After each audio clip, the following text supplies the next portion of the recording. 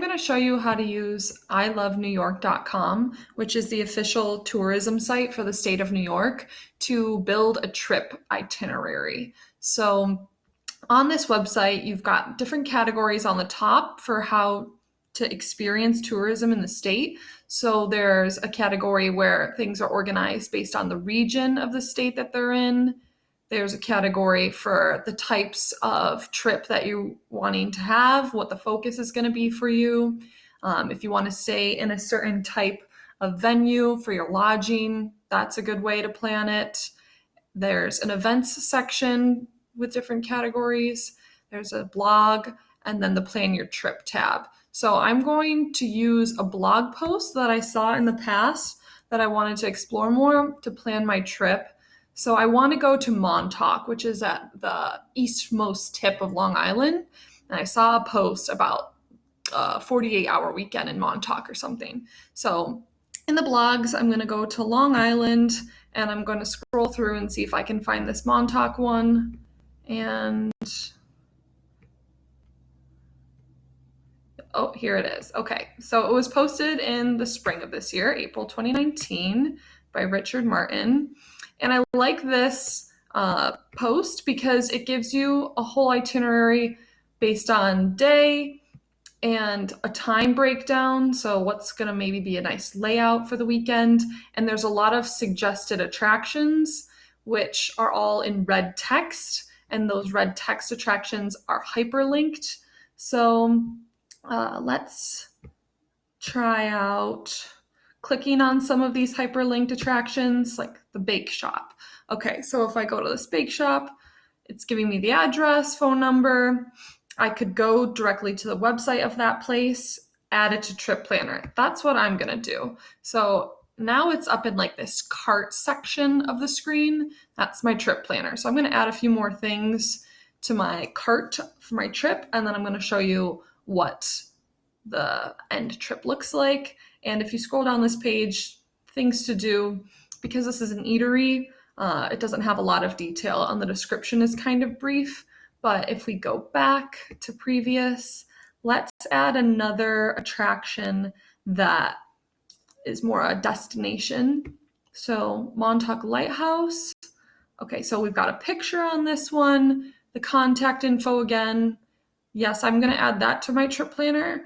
But if I wasn't sure if I wanted to go here or not, here's a little bit of a longer description. And in these destinations, we've got amenities listed as well. Wheelchair accessible is a go. And then it gives you a little bit more categorical information about visiting this place. And down here, this is handy. There's tabs for TripAdvisor, which will link you to TripAdvisor website. Here's just a little mini window within the page of that, so you can look at reviews on TripAdvisor. And then the same thing with the map. It's not going to take me out to Google Maps. It's just staying here within the page. And I can pull the map around and, oh, I'm thinking I already clicked the What's Nearby feature because I've been on here before.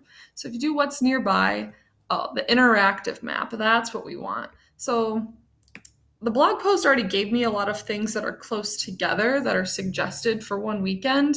But if I just wanted to explore a little bit further what all the options were in this area, then by moving this map around, it's automatically updating over here what is in the field of view of this interactive map.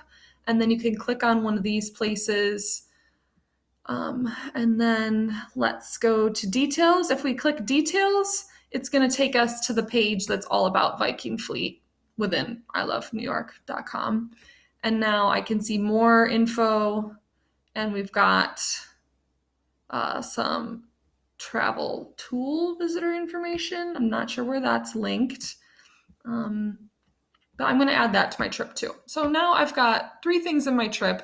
You could keep adding, and then when you go to your trip planner page, the listings have little icons with the picture, the name, and the address. And you can very easily remove them or get directions right to them.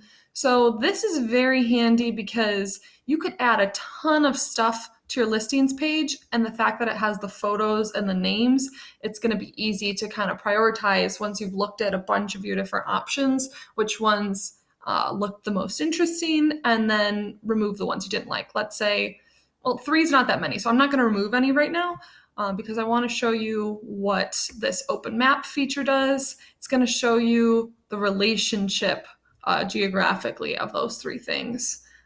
So yeah, that is the trip planning option on this website. And it's really nifty that you can share your trip. So you could copy and paste. I just did Control-C to copy that after double tapping.